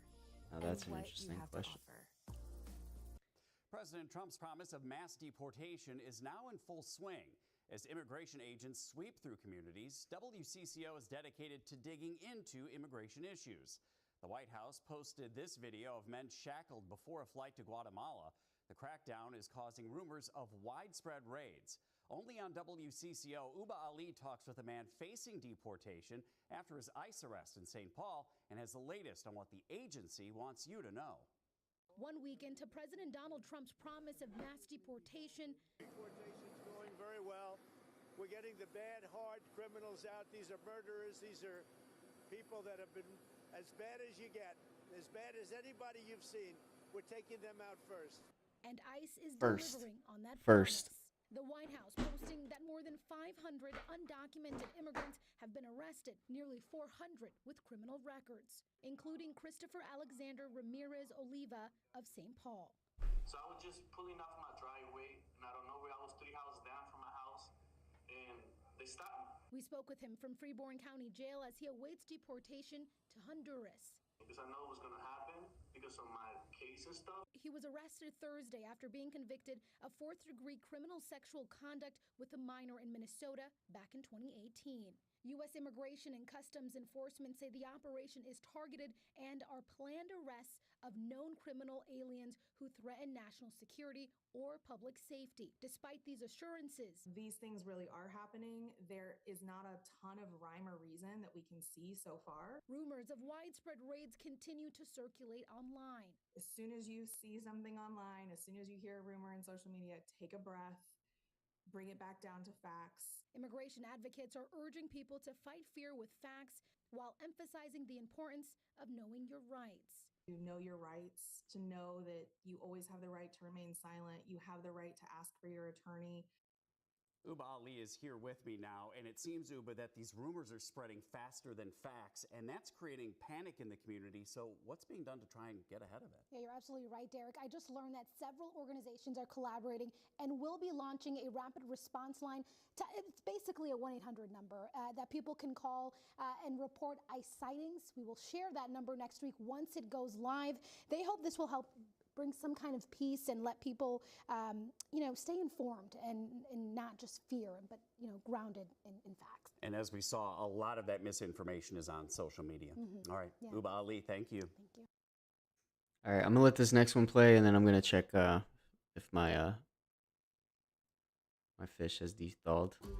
And the White House is claiming victory after a showdown with Colombia over deportation flights. President Trump threatening the country with tariffs and a travel ban, and the Colombian president said they wouldn't accept military planes and vowed to fight back, but then just as quickly backed down. So all of that is happening, and first up on the conversation list today with us is John Sandweg, who ran ICE in the Obama years. This Colombia business, first of all, on that, what did you make of that? It was a lot of back and forth yesterday. Then Colombia, I guess, backs down, according to the White House. Trade war on hold. Your view on how the whole thing played out? Donald, it's really interesting. One of the greatest impediments that President Trump has to his mass deportation plan are recalcitrant countries. And this has been a problem in immigration enforcement going back 20, 25 years. There are certain countries who just won't take their people back, and then other countries who are very selective about the people they will take back. Typically, the only response you have, because the United States just can't forcibly deport people back to another country without authorization, the response you have is diplomatic. But more often than not, it's been very low-level diplomacy. So we send a diplomatic note. Maybe we send a delegation to complain about the fact these countries won't take their people back. Right. This was a really stunning, obviously very powerful response. Never have I seen the President of the United States get this involved in it, and where he's going to invoke all of the tools available, to foreign policy, sanctions, visa restrictions, trade, tariffs, right? But I will say this, that it highlights what we've seen writ large, which is that the president has elevated immigration enforcement and border security to the highest levels of national security and foreign policy in the United States. Really, this ended up being nothing more than kind of consistent with that, saying this is a top national security priority of the United States. What about these raids, or whatever term you want to use, targeted enforcement, in the cities? We'll talk about Chicago and other cities that we've seen over the weekend. Does anything about that stand out to you? Anything that surprises you? Or again, does this go along with what the president promised to do coming in, and this is just the execution of it? Connell, this is actually, these operations that are going on right now are not at all dissimilar to what occurred during the Biden years, during the Obama years, and the first Trump years. What's happening is that ICE goes and takes records from jails, courthouses, probation and parole departments, runs that against immigration records to see if anyone's deportable. If they are, then they start looking for them, looking at utility bills, car registrations, to try to find an address, and then goes out and make arrests. During the Obama years, we would do sweeps like this within 2 weeks, make 3,000 criminal arrests.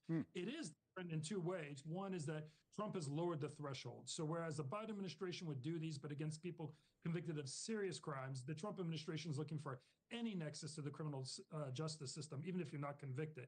And then the second way it's largely different is what are called collaterals. Oftentimes you go to a home looking for the one individual who might have been convicted, but you'll find the group and there's 10 people in there. This version of ICE under Trump will arrest all 10. Typically during the Biden administration or Obama, you wouldn't.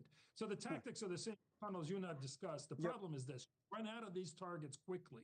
And what's going to be very interesting is the pressure that ICE is under to produce arrests. What tactics will they utilize when the these criminal justice leads are evaporated, right? Right. What's the next step? So we know the numbers are up for now. We talk about these quotas that they want to hit, 1,200 to 1,500 daily arrests, but can they keep it going? Tom Homan, who's the border czar, in with new comments about not only what's happened so far, but what might happen down the line, saying this. Let's watch.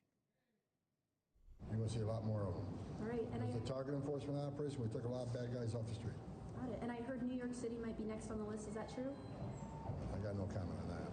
But are you sure you're only getting illegal criminal migrants? I mean, there were some pictures over the weekend of people that claim to be students, Brazilian students, who were showing examples of bruises on their arms from American deportation flights. That's ridiculous, but if they want to make a complaint, it'll be investigated.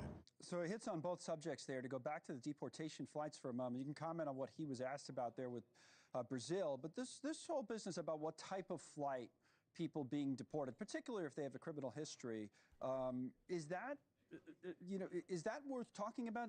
Normally we were sending them back on what looked like commercial airlines, right? And now it's military transport planes. Does it matter? Or? I don't think it makes a big difference. I mean, a lot of times military transport flights are the same charter air companies that ICE uses. Right. So no, I think that the fact that it's a military flight, I think what's important about that is it demonstrates that this administration is really serious about the mass deportation plan. You know, ICE has limited resources to deport 250 to 400,000 people a year. Mm-hmm. They're funded. That includes air transportation. You don't need to surge and supplement ICE's existing air transportation fleet with military assets unless you are really serious about deporting a lot more than 400,000 a year. I think that's what's more important. The fact that it's a military jet versus a civilian charter jet, I don't think is a significant difference. Okay. Thanks so much for watching. Just go to joinnn.com to find News Nation on your television. So, yeah, the implementations of, like they were saying, like when they run out of who they're, criminals or whatnot, who are they going to go after next? Because they are under pressure to produce results in some way. What do I type in here? Oh, yeah. So, actually, I want to talk about the ICE raids in Puerto Rico. Barrio. This is the thing. Barrero.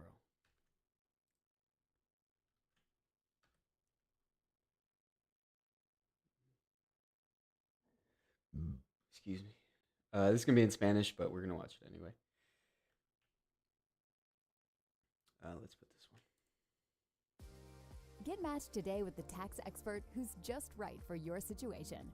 They'll do your taxes. Muy buenas tardes y bienvenidos a Telenoticias 5 Buenas PM. tardes. Jeremy, amigos televidentes, las autoridades federales sorprendieron hoy al llegar a Barrio Obrero para cumplir con la orden ejecutiva del presidente Donald Trump relacionada a los inmigrantes en Estados Unidos y sus territorios. Tras este operativo que culminó con varios detenidos, las reacciones no se han hecho esperar. Es por esto que en Telenoticias tenemos una poderosa cobertura en equipo que iniciamos con Dianeris Calderón.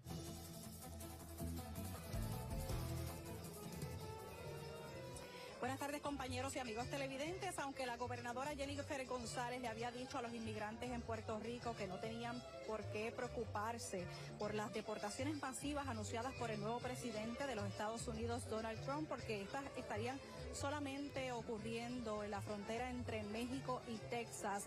Hoy Barrio Obrero despertó con una redada. Este operativo federal ocurrió específicamente en la calle 6, intersección con la calle Juan Bosch en Barrio Obrero. Telenoticias supo de hecho que entre los detenidos se encuentra un hombre de nacionalidad dominicana de unos 48 años aproximadamente, identificado como Juan Vega Paredes, residente de Puerto Nuevo, que al momento de su arresto estaba comprando unos ingredientes para cocinar un sancocho junto a su esposa. Al momento no se ha indicado cuántas personas en total fueron detenidas durante esta redada. El Servicio de Inmigración y Control de Aduanas de los Estados Unidos, ICE por sus siglas en inglés, informó que en colaboración con agencias federales y el Departamento de Justicia Federal implementan esta orden ejecutiva aquí en la isla para detener a inmigrantes.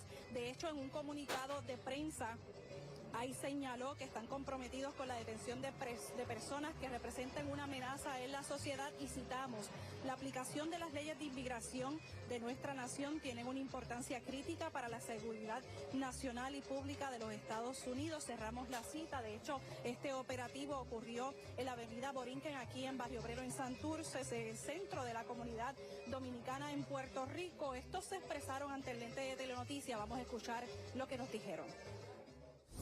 Ellos llegaron, entraron a la residencia, rompieron varias puertas, sacaron varias gente arrestados.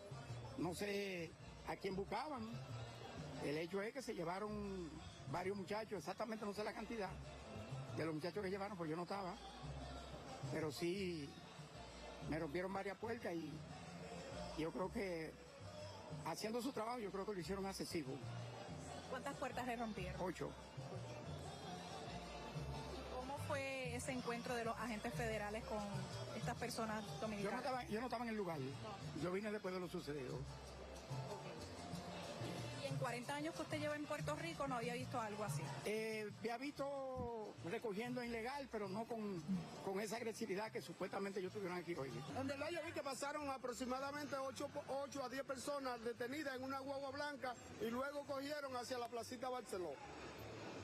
No sé si se pararon en la placita Barceló, pero tienen que respetar nuestro derecho. Las propiedades son privadas y ellos, si no tienen una orden de cateo, no pueden entrar a romper puertas como le rompían a un compañero empresario dominicano, que lo que nosotros hacemos es echar el país para adelante. Y aunque yo voté por Donald Trump, pero no me gusta que abusen, atento a su poder y que no haga soluciones. Aunque yo sé que eso no vino de la gobernadora porque es una orden ejecutiva de Estados Unidos. De hecho, las redadas se han convertido en una expectativa desde que el presidente de los Estados Unidos asumió el poder. Sobre esto conversamos con el presidente del Comité de Dominicanos aquí en Puerto Rico, José Rodríguez, quien tronó contra la gobernadora Jennifer González y también con el alcalde de San Juan, Miguel Romero, por entender que no han sido muy vocales en defender a los I'll just let it go. inmigrantes en la isla. Porque el que cuida al ancianito, mañana no vaya a cuidarlo, y la persona que trabaja y dejaba a su ancianito cuidando no va a ir mañana tampoco. Los que cuidan niños, limpian casa, los obreros de la construcción tampoco van a ir a trabajar mañana. Entonces yo hago un llamado a la gobernadora. Gobernadora, ¿a usted nada más le interesaban los votos de la comunidad dominicana? Esos dominicanos que salieron a usted también apoyándola, ¿dónde están? El alcalde Miguel Romero, que puso sus empleados dominicanos y del consulado y del gobierno a decir que lo apoyaban. Alcalde, diga algo, o usted nada más quería los votos de los dominicanos. Diga algo, defienda a la comunidad dominicana, que es la mayor comunidad en San Juan.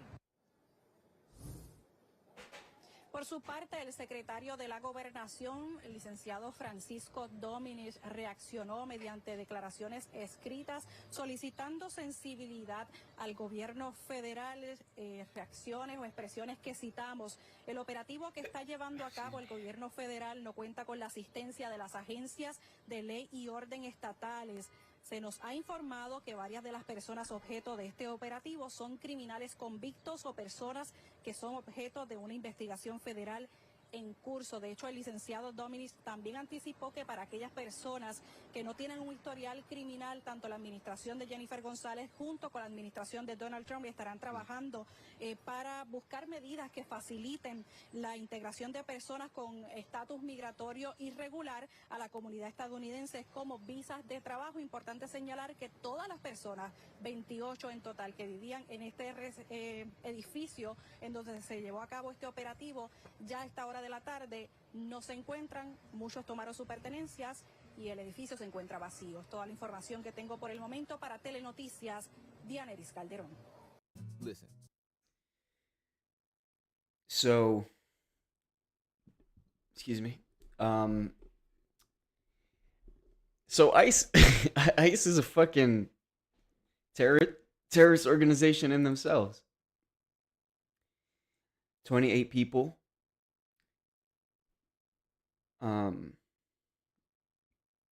They were talking about work visas. I'm not sure if these people had work visas or whatnot, but what I am sure of is this is like an act towards the colonization of the island. And it's really sad to.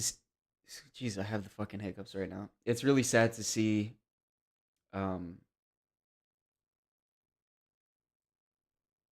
I would even call them like fellow Tainos being removed from a place that they call home. It's really fucked up. Um, the implementation of the stuff we were talking about earlier it's just gonna be bad. It's gonna be so bad. Now let's go to a video about the Colombian president, the tariffs, and he had a response, which is listed here. So the story here is that the United States, um, I guess, sent a plane with. It'll probably explain it. Colombian President Trump seemingly strong-armed the Colombian president into accepting these deportation flights of migrants. That involved, as you mentioned, the threat of tariffs. Just tell us quickly what happened there and how that played out. Yeah, it was definitely a bit of a whirlwind because we've known that the Colombian government has, accepted these planes in the past, these, repatriation flights, if you will, 500, I think, over the past decade. But the Colombian president said they weren't accepting these because military aircraft from the U.S. was being used. He had concerns over the treatment of people on those planes. So essentially, you had Trump. There's some well, what I've heard is that these people were shackled, and they were on flights, no bathroom breaks, and stuff of that nature, treating them inhumanely. Throwing his weight around, you had the Colombian president throwing his weight around, and then they came to an agreement. It was very important that they came to an agreement, though, Michael, because we know that Colombia is one of the U.S.'s key allies in South America, especially at a time when China is really trying to exert its influence in the region. Sure. Additionally, it's one of the few countries in that region that has a trade surplus with the U.S., so tariffs would have been bad news. Another example of Trump using tariffs as a negotiating tactic. Okay, anyway. This was his response. American products whose price will rise within the national economy must be replaced by national products, and the government will help in this regard. Oh, actually, that's not what he says. Where's his response here?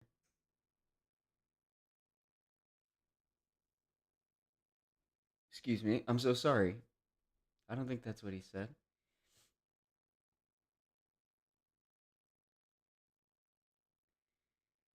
Oh, where's his? Oh, here it is. This is what the president had to say of Colombia. Yep. This was his response. He said, Trump, I don't really like traveling to the U.S. It's a bit boring, but I confess that there are some commendable things. I like going to the black neighborhoods of Washington where I saw a fight in the U.S. Capitol between blacks and Latinos with barricades, which seemed like nonsense to me because they should join together. I confess, I like Walt Whitman and Paul Simon and Noam Chomsky and Miller. I confess that Sacco and Vantesi, who have my blood, are memorable in the history of the U.S., and I follow them. They were murdered by labor leaders in the electric chair by the fascists who are within the U.S. as well as within my country. I don't like your oil, Trump. It's going to wipe out the human species because of greed. Maybe one day, with a glass of whiskey that I accept, despite my gastritis, we can talk frankly about this. Excuse me. But in difficult times, because you consider me part of an inferior race, and I'm not, nor is any Colombian. So if you know someone who is stubborn, that's me, period. You can try to carry out a coup with your economic strength and your arrogance, like they did with Allende, but I will die true to my principle. I resist torture, and I resist you. I don't want slavery next to Colombia. We already had many, and we freed ourselves. What I want next in Colombia are lovers of freedom. If you can't join me, I'll go elsewhere. Colombia is the heart of the world, and you didn't understand that.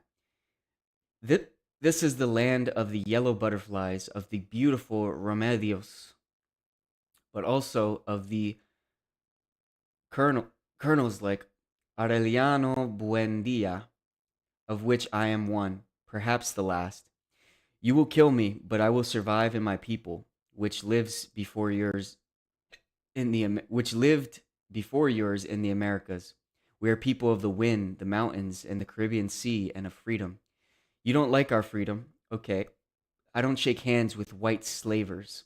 I shake hands with the white libertarians, of which he named up here. Heirs of Lincoln and the black and white farm boys of the U.S., at whose graves I cried and prayed on the battlefield, which I reached after walking the mountains of Italian Tuscany and after being saved from COVID. They are the United States, and before them I kneel, before no one else. Overthrow me, Mr. President, and the Americas and humanity will respond, and the Americans and humanity will respond. Colombia now stops looking north. It looks at the world. Our blood comes from the blood of the Caliphate of Cordoba, the civilization of that time, of the Roman Latins of the Mediterranean, the civilization of that time who founded the Republic, democracy in Athens. Our blood comes from the black resistance fighters turned into slaves by you. Colombia is the first free territory of America, before Washington, before all of the Americas, and I take refuge in its African songs. My land is made up of goldsmiths who worked in the times of the Egyptian pharaohs and of the first artisans in the world in Chiribiquete. You will never rule us. You're oppressed to the warrior who rode our lands. I'm so sorry. You're opposed to the warrior who rode our lands, shouting freedom, whose name is Simon Bilovi, or what the fuck? Bolivar. Our people are somewhat fearful, somewhat timid. They are naive and kind, loving, but they will know how to win the Panama Canal, which you took from us with violence. 200 heroes from all of Latin America lie in Bocas del Toro. Today's Panama, formerly Colombia, which you murdered.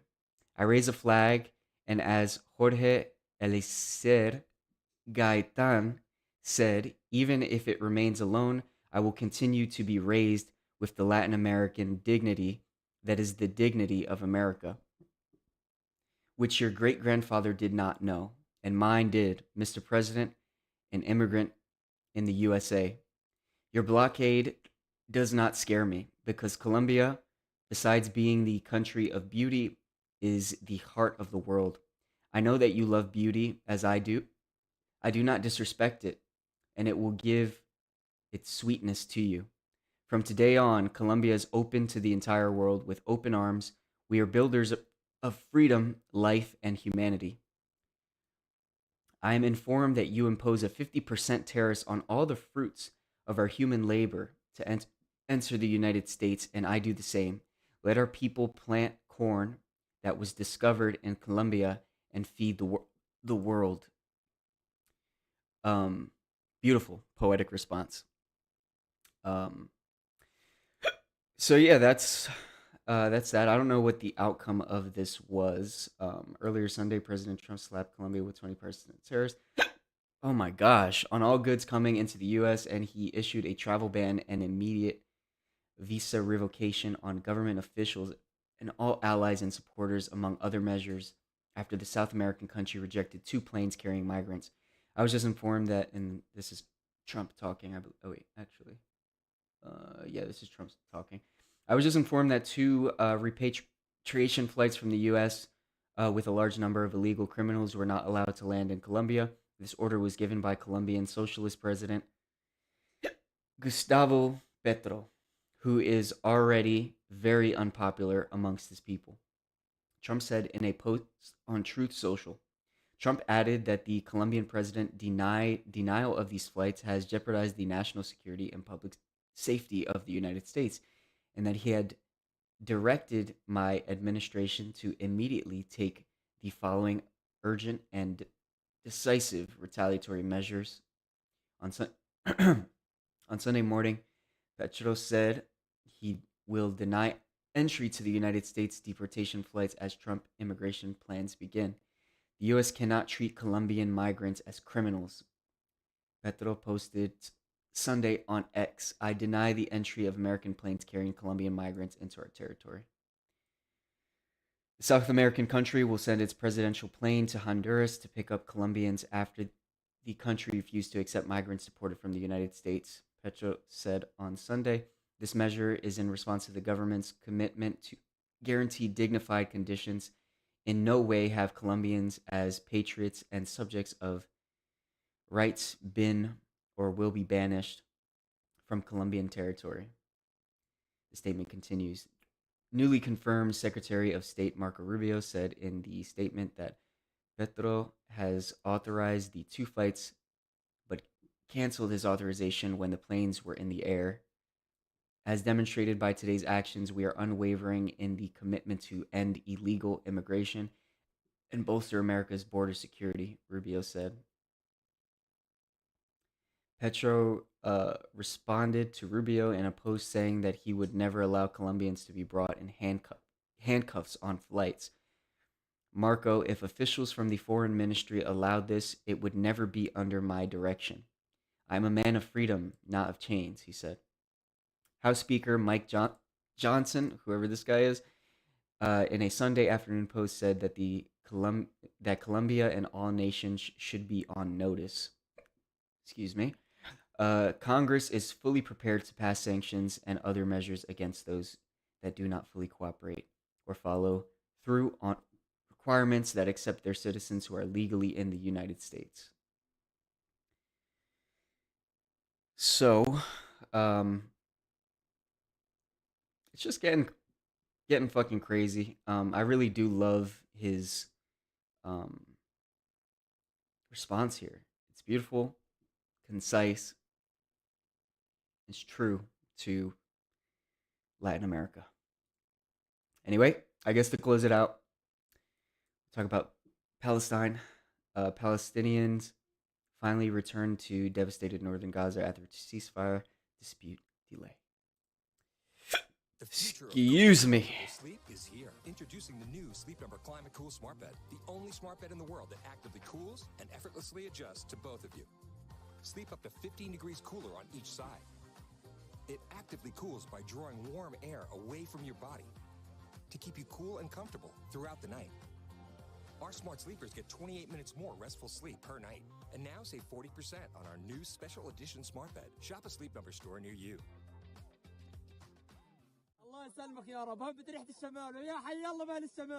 Striking drone footage shows the return of tens of thousands of displaced Palestinians to northern Gaza. The mass return comes more than 1 year after Israel instructed over 1 million Palestinians to evacuate to southern Gaza, amid plans to bombard the north following Hamas's October 7th attack.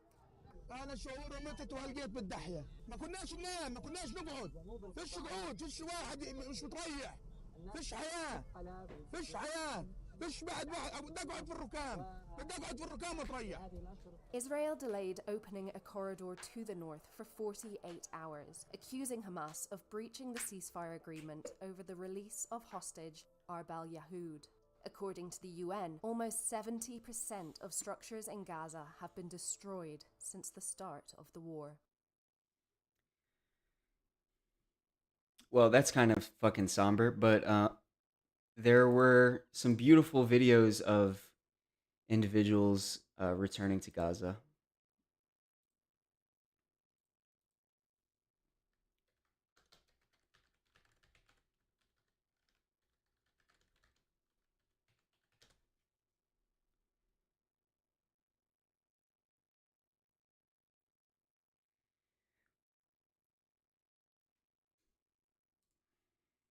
Ready to learn new skills without putting your life on hold? At BTI, we offer flexible programs and Morning, everybody. We've been watching pictures all morning of Palestinians returning to northern Gaza for the first time in more than a year of war. Our Middle East correspondent Alistair Bunkle joining us now from Jerusalem. Alistair, tell us what's happening this morning. Yeah, extraordinary images of up to 500,000 Gazans returning north through the Netzarim corridor, through Wadi Gaza, to the north of the Gaza Strip. Many of them returning home after months and months being forced to live in tented camps along the Mwasi humanitarian zone. A significant moment, I think a really significant moment in this war, but in this ceasefire process, because for the first time... That is almost like a biblical image right here. In such a long time, Gazans now have a degree of freedom to move around the Gaza Strip. The Israeli forces have withdrawn from the Netzarim corridor, a strategic point for them, so key for their war aims, but they have now withdrawn in accordance with the ceasefire agreement. So you're seeing these pictures here, live pictures from Wadi Gaza, as people are moving on foot, carrying what they can in that strip along the coastal part of central Gaza. Now, this has all come about after a delay because of a disagreement over the ceasefire. Israel said that Hamas should have released a female hostage called Arbel Yahud on Saturday. She wasn't released, and so Israel didn't withdraw its forces from this part of Gaza. But that has been resolved, so therefore you're seeing the pictures that we are seeing here this morning, but also as a result of that resolution, Arbel Yahud and 2 other hostages will be released in the coming days, and then there'll be a further hostage-prisoner exchange on Saturday as well. For now, thanks very much indeed, Alistair. Thank you. Anyway, there's like videos of like kids like dancing, and it's really beautiful.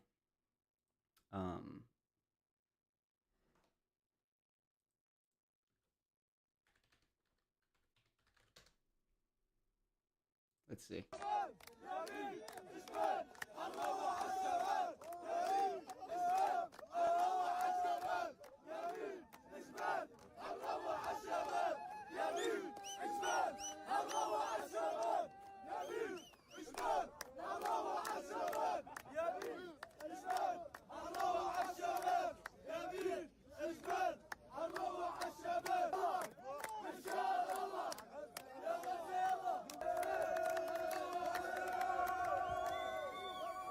I went to Antarctica.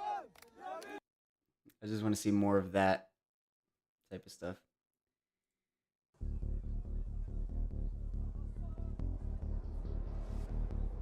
This one's scaring me a little bit.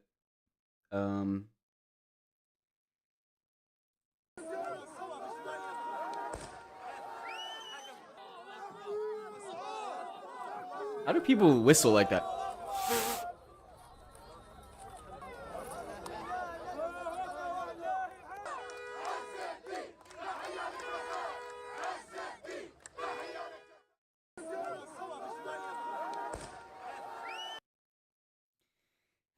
Anywho, I did a lot of yapping. I did a lot of talking. We did a lot of news stuff.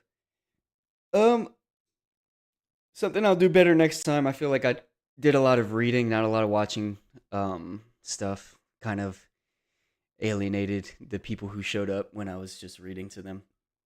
I guess next time I'll make more of an effort to curate videos to go along with the stuff that I'm reading. And yeah, I mean, it's only the first or the second or third, I don't even know, but it's early. I want to figure this out. I want to learn how to do this properly. But anywho, I'm gonna end this stream and start a Marvel Rivals stream. I think John is on there already. Excuse me. And I'm gonna join him. So have a good day, and see you next time. Peace.